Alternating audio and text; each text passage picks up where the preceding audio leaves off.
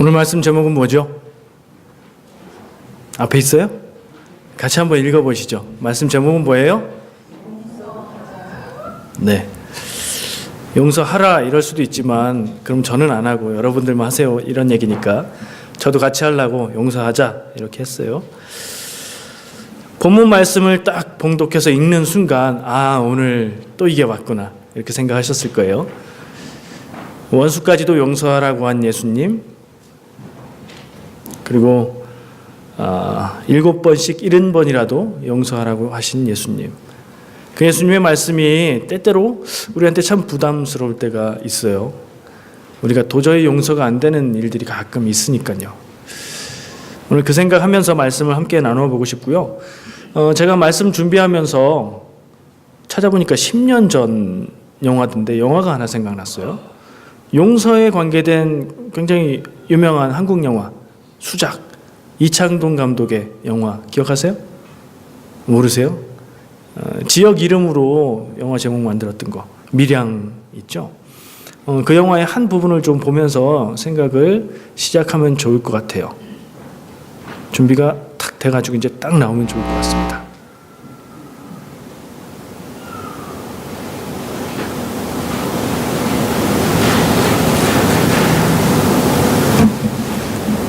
네, 금방 나올 거예요.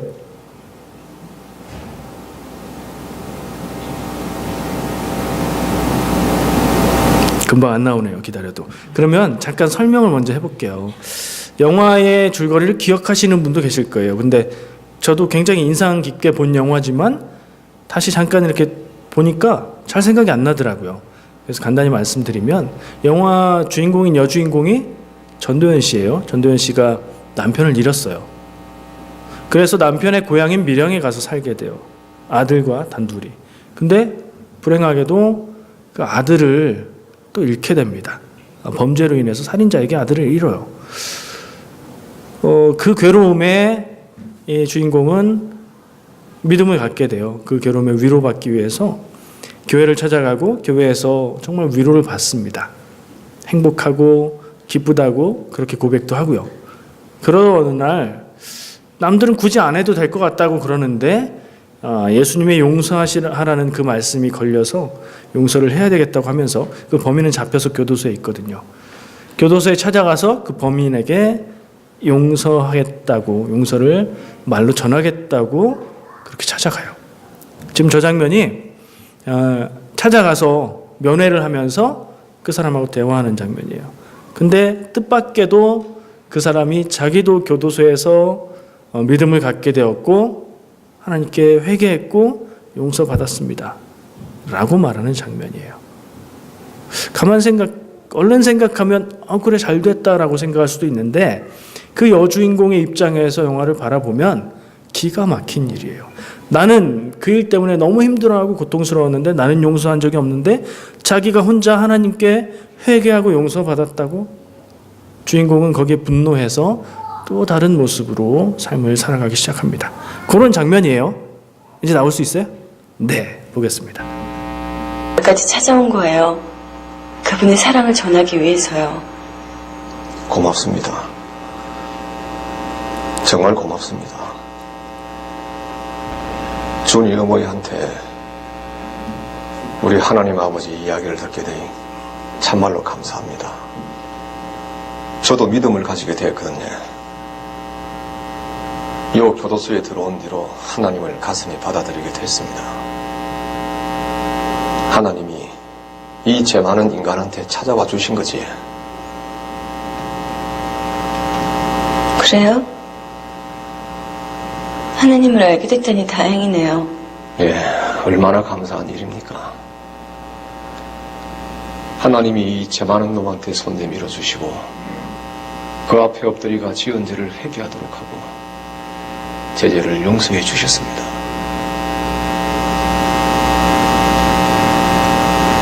하나님이 죄를 용서해 주셨다고요? 예, 눈물로 회개하고 용서받았습니다. 그러고 나서부터 마음의 평화를 얻었습니다. 아침에 일어나자마자 기도하고 하루하루가 얼마나 얼마나 감사한지 모릅니다. 하나님한테 회개하고 용서받으니 이래 편합니다, 내 마음이.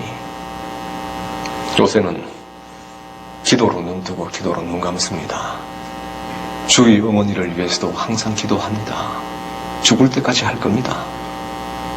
그런데 앉아 이래 직접 만나고 보니 하나님이 역시 제 기도를 들어주시는 것 같습니다. 솔직히 난 걱정 좀 했었는데 잘 됐습니다. 처음에 딱 들어오는데 얼굴이 뻔하게 너무 얼굴이 좋아 보이더라요. 네, 끝났어요. 그 뒤가 궁금하시다면 영화를 구해서 보시면 될 것 같아요. 저는 이 영화를 보면서 마음이 되게 불편하고 무거웠어요. 왜냐하면 교회에서 말하는 용서, 회개 그렇게 가벼운 건가? 다른 사람은 마음이 너무나 불편하고 괴로운데 아까 얼굴 보셨죠? 죄 지은 사람의 얼굴은 너무나 평화롭고 평안하고 자기 입으로도 평화롭다고 얘기를 하고요. 피해자였던 주인공은 너무 비참한 얼굴이에요. 그죠? 그 감정이 저에게 느껴지고 이걸 어떻게 해야 되지? 저게 신앙적인 모습은 아닌 것 같은데 하는 느낌에 되게 답답했어요. 그러면서 이제 제가 나름대로 생각했던 답 중에 하나는 진정으로 회개했다면, 그래서 하나님 앞에 참된 회개를 하고 용서를 받았다면 그러면 자기가 책임져야 되는 부분에 대해서도 감당하는 게 진정한 회개여야 되지 않을까 하는 생각을 했어요. 먼저 잘못한 사람, 자기 죄 때문에 아파하는 사람에 대해서 미안하고 잘못했다는 사죄가 있어야 되는 거죠. 그거 없이 자기는 하나님한테 용서받았으니까 나는 평화롭습니다, 이렇게 얘기하니까 기가 막힌 노릇이었던 거죠. 오늘 성경 말씀, 본문 말씀이 베드로가 예수님께 질문한 내용이에요. 그리고 예수님이 대답해 주셨어요. 베드로가 나와서 이르되 주여, 형제가 내게 죄를 범하면 몇 번이나 용서하여 주리이까? 7번까지 하오리이까? 예수께서 이르시되 내게 이르노니 7번뿐 아니라 7번을 70번까지라도 할지니라. 성경이 개정되기 전에는 70번씩 7번이었던 것 같아요. 답은 같으니까요. 관계없는 것 같고요. 베드로는 그때 어떤 느낌이었을까? 장난스러운 생각이 들었어요. 예수님, 다른 사람이 나한테 죄를 지으면 제가 몇 번까지 참고 용서해야 될까요, 예수님? 저는 최대한 생각해도 7번 더 용서하기는 어려울 것 같아요, 라고 말한 거예요. 그러니까 예수님이 7번, 아니 7번을 70번이라도 용서해야 돼. 예수님이 그러셨을 때 베드로의 마음과 느낌, 속으로, 입으로 열어서 아무 말도 안 한 것 같아요. 성경에 기록이 없어요. 속으로 뭐라고 했을까? 70번씩, 아니 7번씩 70번이라도 용서해라 그러셨을 때 베드로는 네, 이러지 않았을까? 그냥 할 말이 없이 저는 7번도 엄청 많다고 생각했는데 예수님은 70배나 더 얘기하시네요? 뭐 이런 느낌이지 않았을까 생각을 해봤어요. 근데 베드로는 왜 그때 그 고민을 하고 있었을까요? 고민이 됐고 자기에게서는 답이 안 나오니까 물어본 거잖아요. 선생님, 예수님, 제가 이 문제를 고민하고 있는데 어떻게 해야 될까요? 하고 물은 거예요. 왜 고민을 하고 있었을까요? 여러분들은 언제 용서라는 말씀이 생각나고 고민이 되고 그러나요? 용서할 일이 있을 때, 나를 힘들고 불편하게 하는 사람이 있고 이건 분명히 저 사람이 나한테 잘못한 거야, 아무리 생각해도 그래 라는 생각이 들 때, 억울할 때, 그래서 용서가 잘 안 되는 것 같을 때, 그렇죠. 우리에게도 자주 있는 그런 상황이에요. 베드로도 그랬을지 모르겠어요. 도저히 용서가 안 되는 사람이 있었을지도 모르겠어요. 그래서 그 고민을 하다가 예수님께 물었습니다. 얼만큼 용서해야 됩니까? 7번씩 70번, 그 답은 뭐죠? 숫자로? 7, 490번이네요. 490번. 한 사람이 한 사람한테 490번 죄를 짓는다. 그 490번까지 어떻게 기다려요? 한 10번 지나면 어떻게 하는 게 우리 10번까지 가세요? 모르겠습니다. 당시에 유대인들의 용서의 기준이 있었어요. 용서하지 않는 게 아니었어요. 유대인들은 2번까지는 용서해라 이렇게 얘기했었고요. 혹은 3번까지는 용서해라 라고 얘기하는 사람도 있었어요. 그러면 2번, 3번 지나가면 4번째는 그 사람에 대해서 어떤 조치를 취해도 하나님 앞에 괜찮다, 이런 얘기죠. 그러니까 유대인들의 일반적인 기준은 2번, 3번 정도였어요. 그럼 베드로의 7번은 이 2-3번의 2배가 훨씬 넘는 거예요. 정말 베드로의 최대치를 잡아서 예수님께 얘기한 거죠. 근데 예수님의 얘기는 기대와 달랐어요. 평행본문이 있어요. 평행본문 뭔지 말씀드렸었죠. 같은 내용이 다른 책에 나오는 거. 신약의 복음서에는 같은 내용이 다른 복음서에 나오기도 하죠. 누가복음에 17장 2절에서 4절 그 주보에 기록이 되어 있어요. 제가 읽을게요. 같은 내용인데요. 너희는 스스로 조심하라. 만일 내 형제가 죄를 범하거든 경고하고 회개하거든 용서하라. 만일 하루에 7번이라도 네게 죄를 짓고 7번 내게 돌아와 내가 회개하노라 하거든 너는 용서하라 하시더라. 사도들이 주께 여짜오되 우리에게 믿음을 더하소서 하니, 이런 말씀이 있어요. 내용은 같은 것 같아요. 용서하라, 용서를 하는데 엄청 많이 해라, 그런 내용인데 좀 다르죠. 뭐가 달라요? 용서하라는 숫자가 좀 달라요. 7이 들어가 있는 건 같은데 마태의 복음에서는 예수님이 7번씩 70번이라도 용서해라, 490번이라도 용서해라 라고 얘기하셨는데 누가복음의 기록에 보니까 하루에 7번이라도 용서해라. 근데 내용상 보면 그게 같은 사람이에요. 같은 사람이 같은 사람한테 하루에 7번 같은 죄를 짓고 찾아와서 미안해, 내가 잘못했어 할 수 있는 그런 경우가 있을까요? 상상해 보셨어요? 상상이 되세요? 한번 생각해 보세요. 어떤 사람이 나한테 하루에 똑같은 일을 7번 반복적으로 하면서 미안하다고 얘기해요. 그러면 용서가 되시겠어요? 저는 더 화날 것 같아요. 근데 예수님은 그렇게 하라고 그러세요. 누가복음의 숫자는 7번, 마태복음의 숫자는 490번. 마태복음이 훨씬 많은 것 같아요. 근데 금방 생각할 수 있잖아요. 하루에 7번이니까. 누가복음은 이틀만 지나도 14번. 이렇게 계산하면 엄청나지겠네요. 490번은 뭐 금방 넘겠죠. 70일만 지나면 되니까요.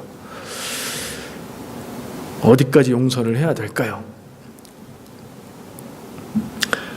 누가복음의 말씀, 방금 읽은 말씀을 비교해 보면 숫자가 다르기도 하지만 죄를 범하면 경고를 해라.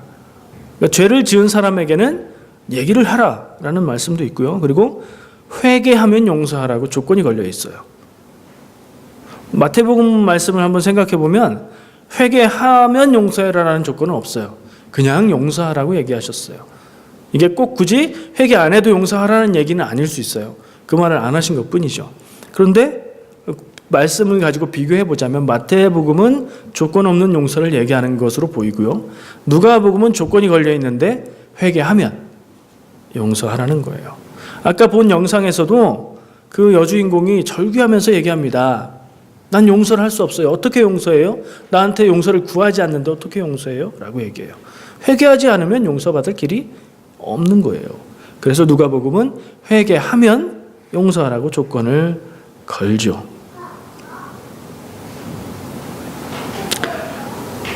사도들은 그 얘기를 듣고, 여기서 사도라고 얘기하는 사람들은 예수님의 제자들이죠. 그 중에 예수님이 따로 뽑으신 12명의 제자들, 파송하셨던 그 제자들이에요. 그 사람들이 그 예수님의 말씀을 듣고 마음이 답답해집니다. 한숨을 푹 쉽니다. 그러면서 주여 우리에게 믿음을 더하소서 이랬다는 거예요.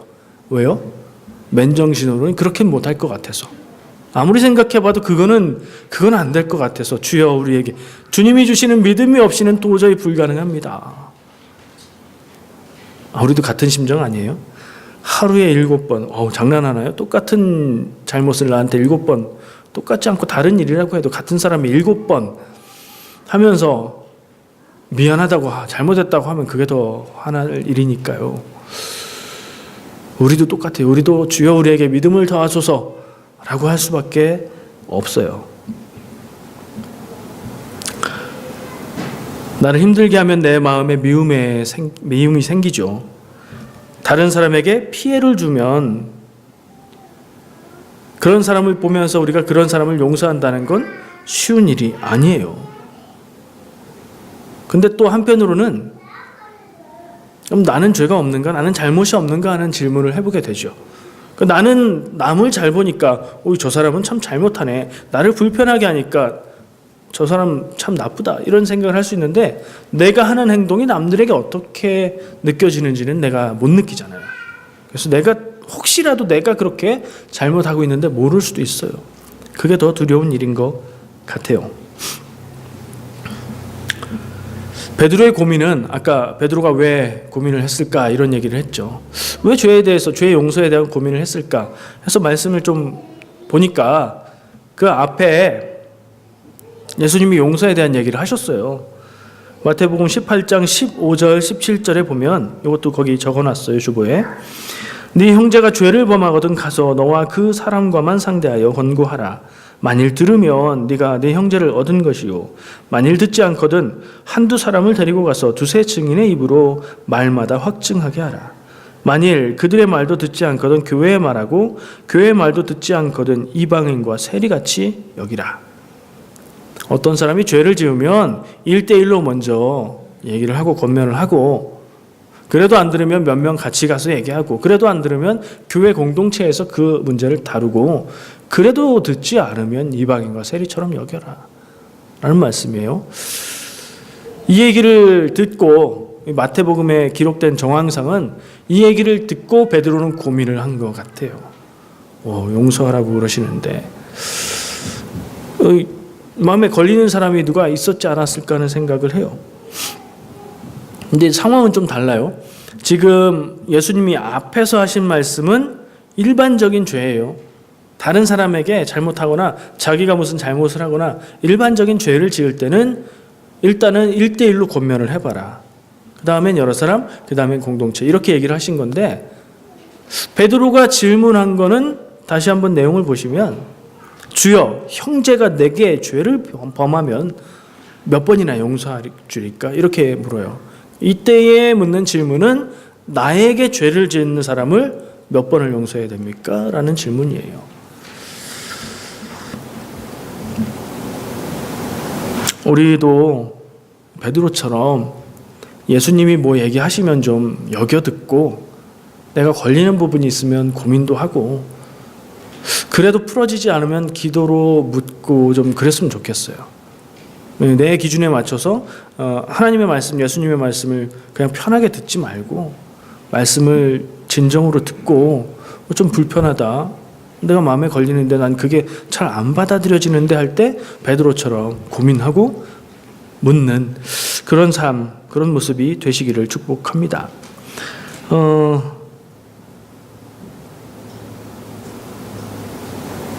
이 오늘 말씀 제가 이 말씀을 묵상하면서 준비하면서 생각해 보니까 죄에 대해서 얘기하고 있지만 주제는 죄가 아닌 용서구나 이런 생각을 했어요. 물론 용서가 주제예요.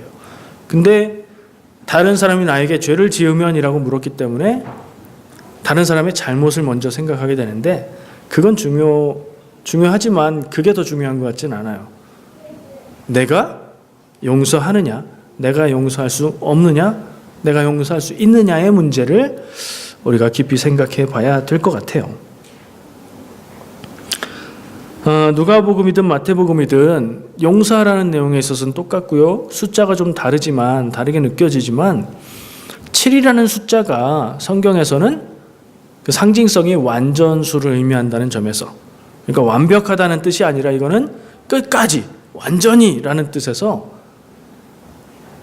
7번씩 70번 용서하라는 말씀은 490번까지 용서하고 491번은 용서 안 해도 된다 이 말씀이 아니라 끝까지 용서하라는 말씀. 하루에 7번이라도 용서하라는 말씀도 역시 하루에 8번째 잘못을 하면 용서 안 해도 된다는 게 아니라 끝까지 용서하라는 말씀이에요. 자, 지금부터 예수님이 우리에게 하신 말씀으로 생각하고 나에게 잘못한 사람을 용서하는데 끝까지 완전히 다 용서해라 하는 말씀으로 생각하겠습니다.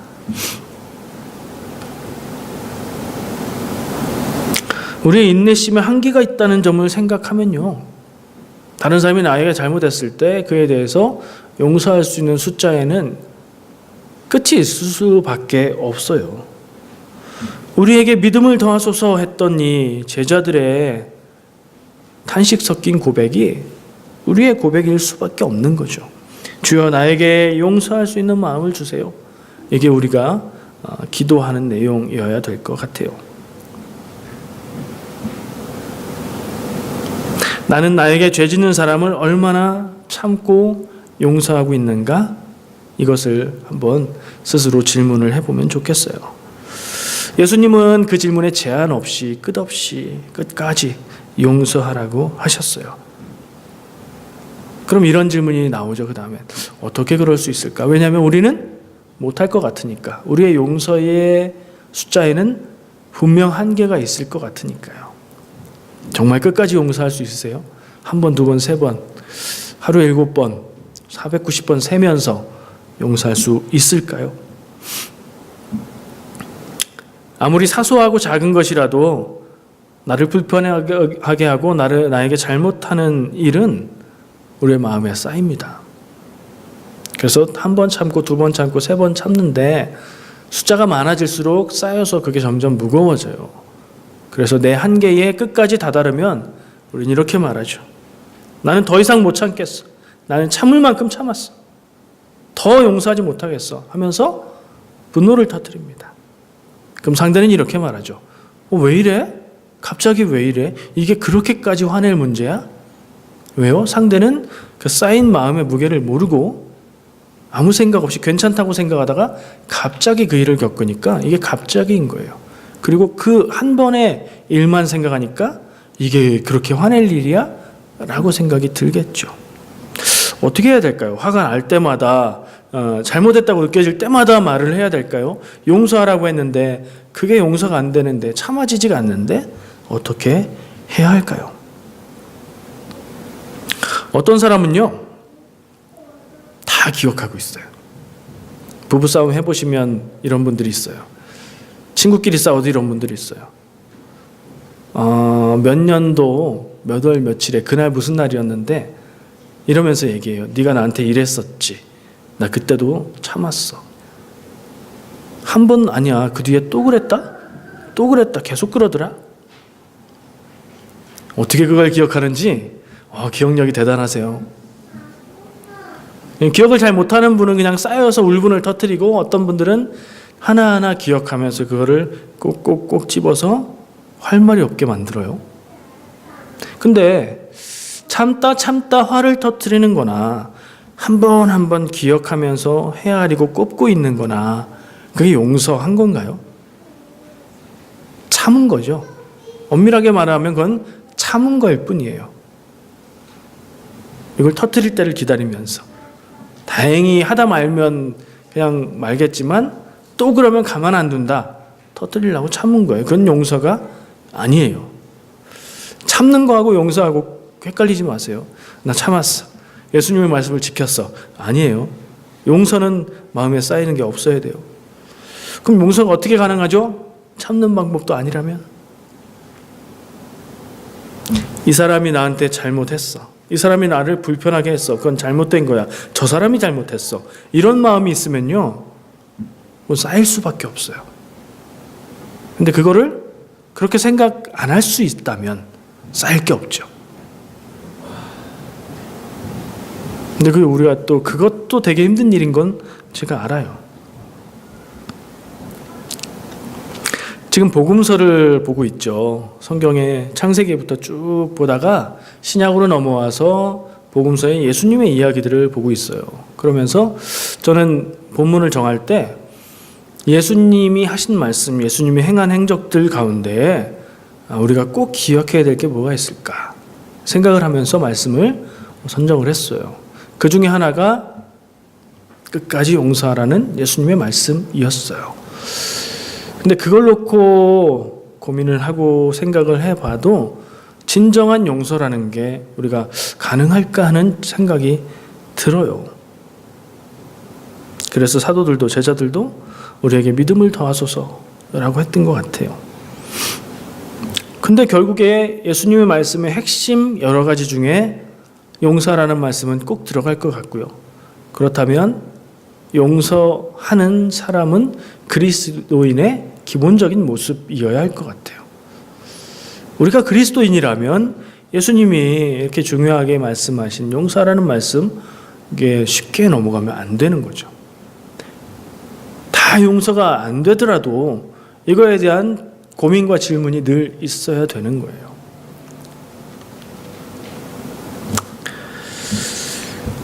용서하자는 얘기를 할 때마다 용서하라는 얘기의 답은 뻔합니다.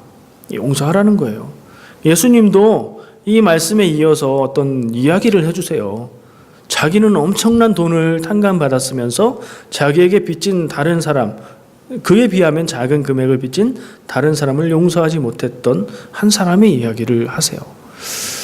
그러면서 이렇게 얘기하죠. 우리의 죄를 용서받고 구원받은 것이 무엇에 비교할 수 없이 크기 때문에 나에게 잘못하는 게 거기에 미칠 바가 못 되기 때문에 다 용서해야 됩니다. 맞는 말이고 인정이 되는데 우리의 마음은 그렇게 움직여지지 않아요. 마음이 생각을 그대로 따라가지가 않거든요. 순종하려면 확실히 순종해야 되고 오늘 용서하라고 말씀하신 것이 예수님의 말씀이 분명하고, 그죠?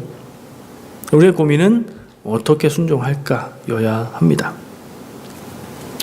갑자기 창세기 말씀이 기억났어요. 창세기에 많은 게 있죠. 그 중에 아담과 하와, 교회 안 다니는 사람들도 다 아는 열매를 먹고 타락한 이야기, 죄지은 이야기, 그 얘기가 생각났어요. 그 먹은 열매 이름이 뭐죠? 나무 열매 이름이 뭐죠? 짧게는 선악과라고 말하고 성경에는 선과 악을 알게 하는 나무라고 돼 있어요. 무슨 나무 이름이 그래요? 사과나무, 배나무, 귤나무 이러면 되는데 선과 악을 알게 하는 나무. 나무의 이름은 그 열매를 얘기하는 거죠. 그 열매가 선과 악을 알게 하는 열매라는 거예요. 왜 하나님은 그거를 먹지 말라고 하셨고 그걸 먹은 그 불순종의 죄에 대한 생각과는 별도로 왜 하나님은 먹지 말라는 나무의 열매의 이름을 선과 악을 알게 하는 나무라고 하셨을까? 그런 생각이 저한테 있었거든요. 그러면서 그런 생각을 했었어요.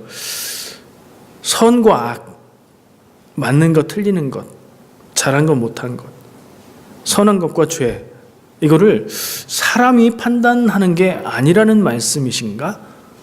그걸 먹었다는 얘기는 그걸 사람이 판단하고 사람이 기준이 된다는 얘기인가? 그렇게 하는 게 하나님 앞에 잘못된 건가? 이런 생각도 들었어요. 그런 생각을 갖고 있었는데 오늘 말씀하고 연결이 되더라고요. 용서는 잘못해서 용서하는 거죠. 제가 나한테 잘못했을 때 용서하는 거죠. 잘못한 게 아니라고 생각하면 용서할 것도 없는 거죠. 선한과 악한 것을 내가 판단하지 않으면 내가 저 사람을 용서해야 되는데 용서가 안 된다 이러면서 고민할 이유도 없는 거예요.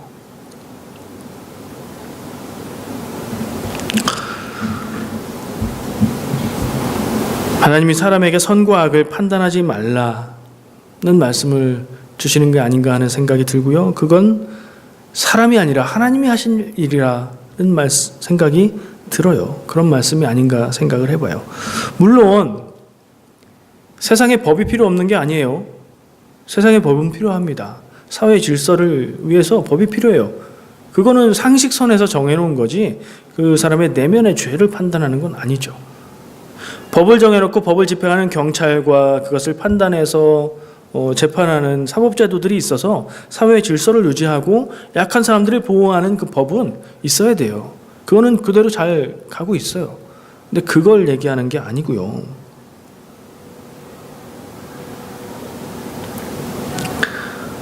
개인적인 삶에 있어서 내가 다른 사람의 죄를 판단해서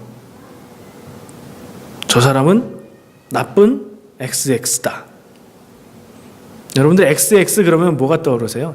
자막 넣을 때 XX 그러면 그 동물의 자손 그거 생각나시잖아요. 나쁜 XX 그렇게 말하고 싶고 그런 생각이 드는데 저는 그 생각은 안 했고요. 나쁜 사람이다. 나쁜 사람이야. 왜? 나한테 잘못했고. 왜요? 나를 불편하게 했어. 나를 괴롭게 했어. 싫어. 짜증나. 그런 마음의 일들 때문에 우리가 괴로워하잖아요. 그리고 예수님은 용서하라고 하셨는데 용서가 안 된다. 용서를 못하겠다. 차라리 안 봤으면 좋겠는데 계속 봐야 된다. 어떡하지? 그게 우리의 고민인 거잖아요.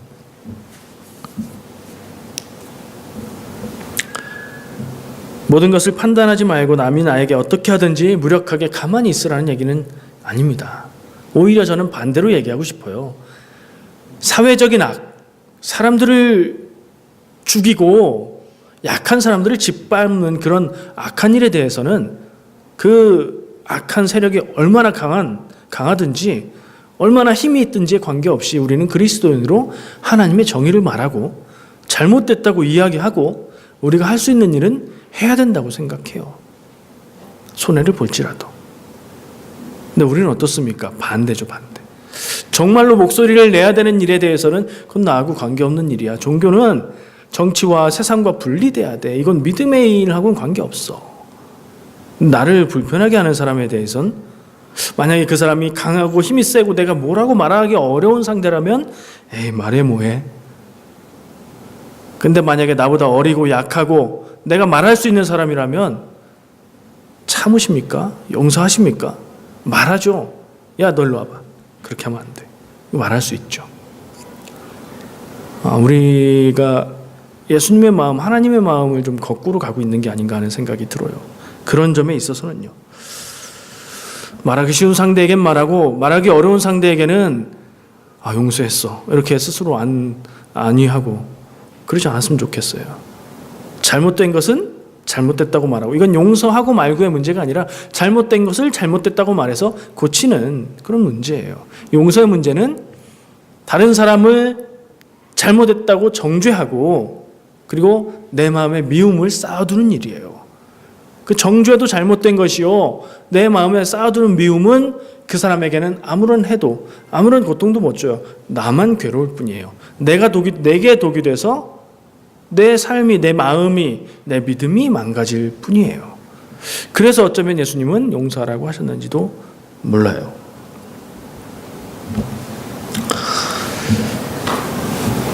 말할 수 있는 상대에겐 말하고 말할 수 없는 상대에겐 말 안 하고 용서하고 그게 세상에서 사람들이 사는 방법이에요.